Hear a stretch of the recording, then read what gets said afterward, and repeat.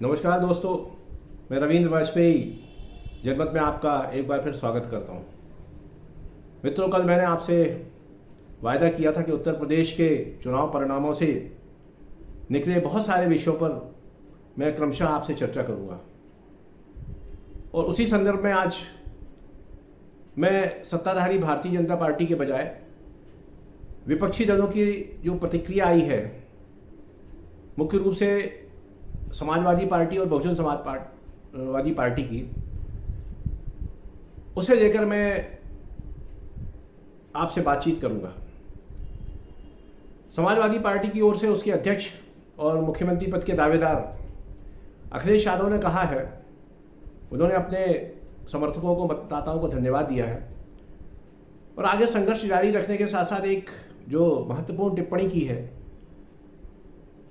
कि इन चुनाव परिणामों से यह साबित हो गया कि भारतीय जनता पार्टी की ताकत को घटाया जा सकता है। उन्होंने 47 से अपनी संख्या 125 हो जाने और मत प्रतिशत में 1.5 गुनी वृद्धि अर्थात 35% तक पहुंच जाने पर संतोष व्यक्त किया और अपने समर्थकों से ये कहा कि अब आगे विपक्ष के रूप में हम अपनी भूमिका को जारी रखेंगे। और निश्चित रूप से जो उन्होंने जो कुछ भी कहा है उसके पीछे उनका संकेत 2024 के लोकसभा चुनाव पर निगाह रखने से है। अखिलेश यादव ने यह भी कहा कि अब भारतीय जनता पार्टी की ताकत घटने का क्रम शुरू हो गया है। उनके ऐसा कहने के पीछे आशय यह है कि भारतीय जनता पार्टी जिसने पिछले चुनाव में 325 विधानसभा सीटें जीती थी, इस बार उसकी शक्ति घट के 273 आ गई। इसका भी जो विश्लेषण किया जाए तो भारतीय जनता पार्टी ने कुल 255 सीटें अपनी जीती हैं और बाकी जो 18 सीटें उसे मिली हैं वो उसके सहयोगी दलों की है। इसी तरह से जो समाजवादी पार्टी ने 125 सीटें जीती हैं उसमें अखिलेश यादव की अपनी 111 सीटें हैं और बाकी उनके साथ जो गठबंधन में उनके मित्र दल थे वो उनकी सीटें हैं। फिर भी चूंकि गठबंधन था, इसलिए हम मानकर चलते हैं कि समाजवादी पार्टी ने 47 से 125 तक की छलांग लगाई और भारतीय जनता पार्टी को करीब 50, 55, 60 सीटों का नुकसान हुआ। चूंकि ये मान के चला जाता है उत्तर प्रदेश में, जैसी कि परंपरा कई चुनावों से चली आ रही थी, कि सरकार रिपीट नहीं होती है। एंटी इनकम्बेंसी जो है, व्यवस्था विरोधी जो रुझान है, उसके कारण सरकारों के प्रति 5 साल बाद जनता के मन में कुछ न कुछ एक जिसको कहे कि नाराजगी पैदा हो ही जाती है। किंतु योगी आदित्यनाथ ने उस अवधारणा को ध्वस्त करते हुए जिस तरह से अपनी सरकार बनाई है उसके लिए उनकी प्रशंसा करना चाहिए और उनको श्रेय भी मिलना चाहिए, क्योंकि उन्हें जो जनादेश मिला है वो काफ़ी पॉजिटिव है, सकारात्मक है। विपक्षी दलों की तरफ से जो दूसरी प्रतिक्रिया आई है वो बहुजन समाज पार्टी की सर्वे सर्वा मायावती जी की है। मायावती जी ने पत्रकारों के समक्ष अपना लिखित वक्तव्य लंबा चौड़ा पढ़ते हुए कहा कि इस चुनाव में उनका जो समर्थक मुस्लिम वर्ग था वो भी भारतीय जनता पार्टी को रोकने के लिए समाजवादी पार्टी के साथ चला गया। इसके कारण से बहुजन समाज पार्टी को नुकसान हुआ। दूसरी बात उन्होंने ये कही कि दलित वर्ग में भी उनके अपने जाटो समाज को छोड़ के जो उनके सजातीय लोग हैं, बाकी जो दलित वर्ग है और सवर्ण समाज में भी जो बहुजन समाज पार्टी को मत देते रहे अतीत में, वे समाजवादी पार्टी की सत्ता आने के डर से, उस गुंडा राज की पुनरावृत्ति के भय से भारतीय जनता पार्टी के पक्ष में गोलबंद हो गए और उस कारण से बहुजन समाज पार्टी को जबरदस्त नुकसान हुआ और वो केवल एक सीट पर सिमट के रह गई। इस चुनाव के पहले से ही ये बात राजनीतिक जगत में कही जा रही थी कि मायावती इस चुनाव में बहुत सुस्त है। उन्होंने चुनाव के पहले से जो तैयारी राजनीतिक दल करते हैं वो नहीं की और चुनाव में भी वो काफ़ी आधे अधूरे मन से उतरी। जैसी रैलियां वो अतीत में करती रही वैसी उन्होंने नहीं की और ये कहा जाने लगा कि वो भारतीय जनता पार्टी की योजना के अनुसार चुनाव लड़ रही है, जिसका उद्देश्य विपक्ष के वोट बांट करके समाजवादी पार्टी को हराना है। इसी तरह के आरोप कुछ कुछ असदुद्दीन ओवैसी के ऊपर भी लगते रहे कि वो मुस्लिम वोटों में बंटवारा करके अखिलेश यादव की समाजवादी पार्टी का नुकसान करना चाहते हैं। ओवैसी को तो कुछ खास तवज्जो उत्तर प्रदेश के मतदाताओं ने नहीं दी, किंतु एक उल्लेखनीय बात यह है कि अखिलेश यादव के गठबंधन को 35% मत मिले, भारतीय जनता पार्टी को 43% मत मिले, 41 या 43%। उसने भी अपने मतों में वृद्धि की। पिछले चुनाव में उसको 39.5% मत 2017 के विधानसभा चुनाव मिले थे। हालांकि लोकसभा में उनका प्रतिशत बहुत ज़बरदस्त था, करीब करीब 50% मत भारतीय जनता पार्टी ने प्राप्त किए थे उत्तर प्रदेश से। मायावती का ये जो आरोप है ये बहुत गंभीर है। इस आशय का आरोप अखिलेश यादव ने नहीं लगाया, पर मायावती ने जो प्रतिक्रिया दी है वो विशुद्ध रूप से राजनीतिक है। हम इसको इस तरह से समझें कि 2014 के चुनाव के बाद से उत्तर प्रदेश में समाजवादी पार्टी ने कई बार गठबंधन किए।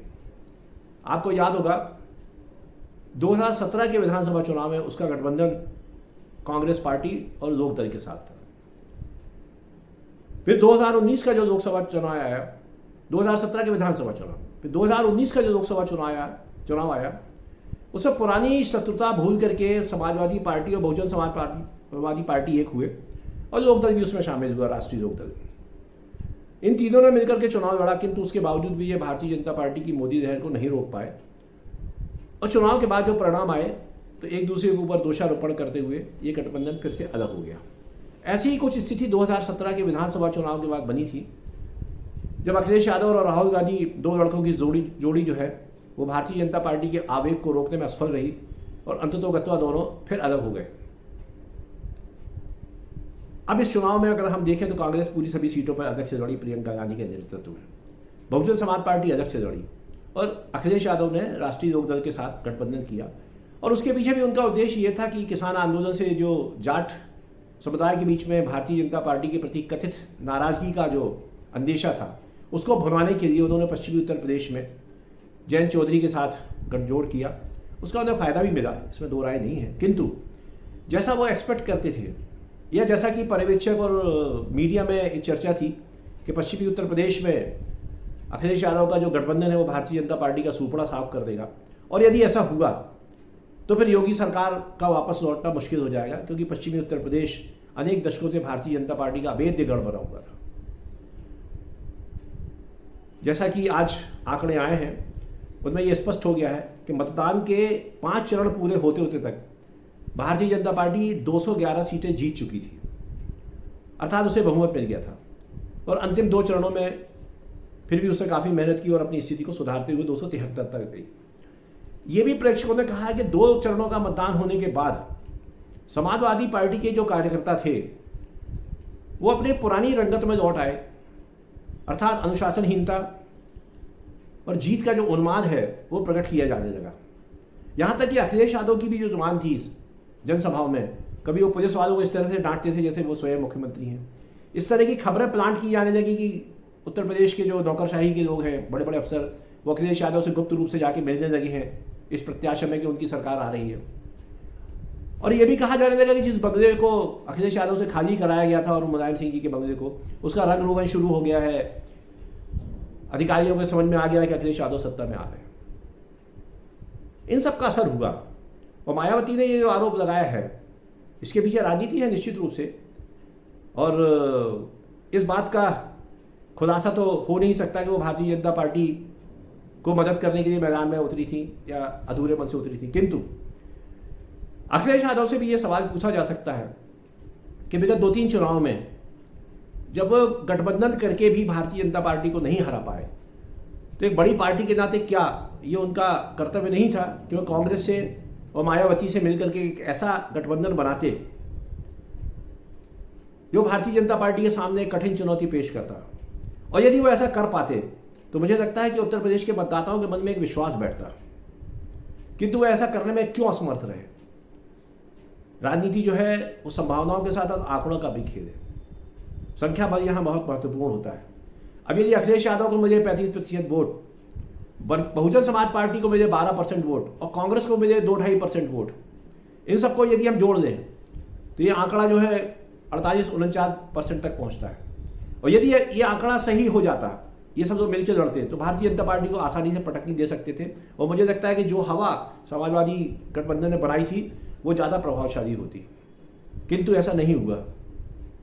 अब प्रश्न ये है कि ऐसा क्यों नहीं हुआ, और वो इसलिए नहीं हुआ कि साथ में चुनाव लड़ने के बाद भी समाजवादी पार्टी, बहुजन समाजवादी पार्टी, कांग्रेस, इनके बीच में कहीं ना कहीं एक अविश्वास बना रहा। अगर ये मिलकर के चुनाव लड़े थे, भले ये हार गए हों, किंतु यदि उस संबंध को, उस राजनीतिक गठजोड़ को ये जारी रखते तो आज उत्तर प्रदेश में एक बड़ी ताकत के रूप में उभर सकते थे। अखिलेश यादव ने भारतीय जनता पार्टी द्वारा 2017 में, 2019 में की गई सोशल इंजीनियरिंग की नकल करते हुए कुछ जातिवादी पार्टियों, नेताओं के साथ अपना गठबंधन बनाया। उसका उन्हें कितना लाभ हुआ, कितना नहीं हुआ, ये तो अलग बात है, क्योंकि स्वामी प्रसाद मौर्य ही चुनाव हार गए। लेकिन मुझे लगता है यदि समाजवादी पार्टी और बहुजन समाजवादी पार्टी कांग्रेस को साथ लेकर के एक ऐसा कुछ एक व्यवहारिक वायबल गठजोड़ बनाते तो ये जो चुनाव परिणाम आए हैं विपक्ष के हक में, ये और बेहतर हो सकते थे और सत्ता परिवर्तन भी कर सकते थे। आज जब राष्ट्रीय क्षितिज पर यह बात हो रही है कि 2024 में नरेंद्र मोदी के मुकाबले, भारतीय जनता पार्टी के मुकाबले विपक्ष का एक गठबंधन बनाया जाए, तब राजनीति की जो सबसे उपजाऊ जमीन है उत्तर प्रदेश, वहां जो विपक्ष है, जब उसमें ही आपसी मतभेद है, विश्वास की कमी है, तो राष्ट्रीय स्तर पर एक गठजोड़ कैसे खड़ा होगा।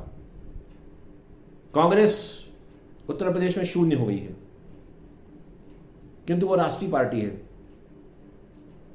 ममता बनर्जी ने बीच में विपक्षी गठबंधन का नेतृत्व करने की कोशिश की थी, तो मुझे लगता है कि बाकी जो छत्रप है उन्होंने उनको स्वीकार नहीं किया।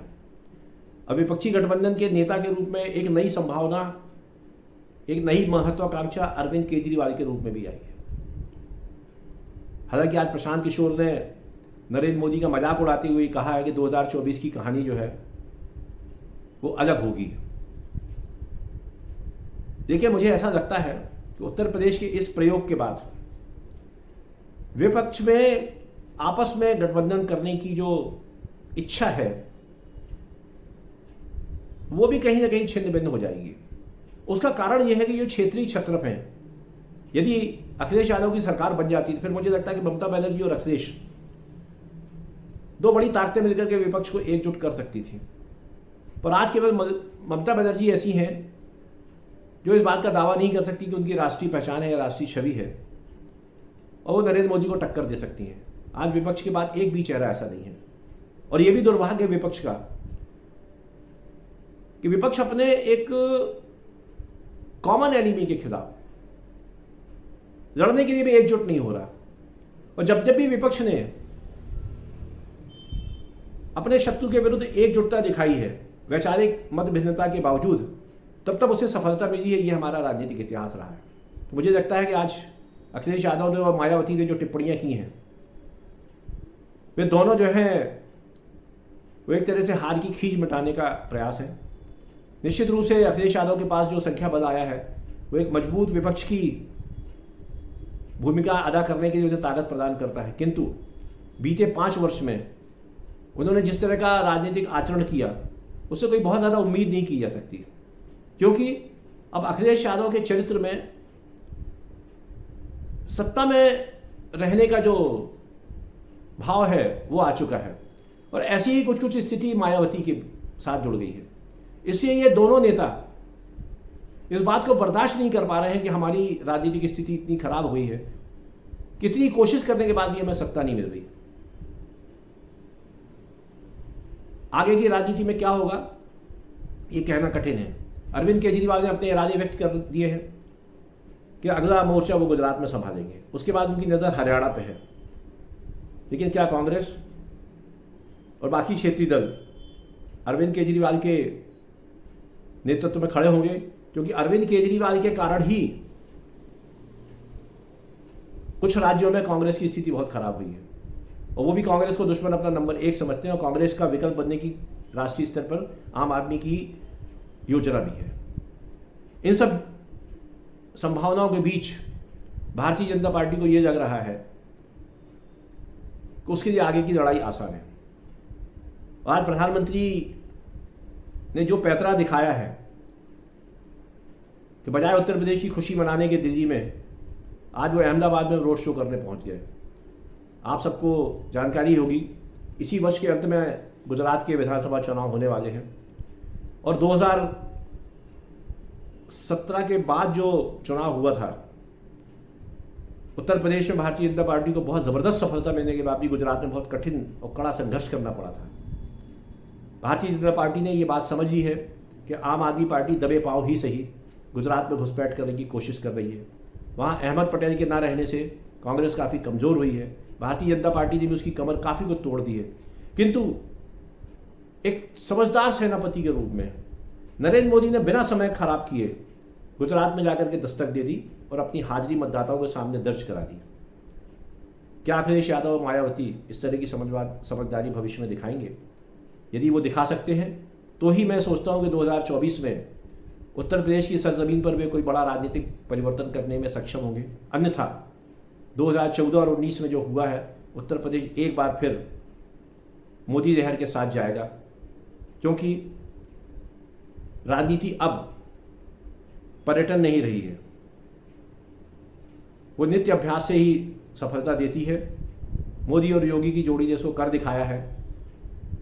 अब अखिलेश यादव और मायावती इस हार से कितना सबक लेते हैं, ये देखना बाकी है। कल फिर एक नई चर्चा के साथ आपके साथ उपस्थित होऊंगा।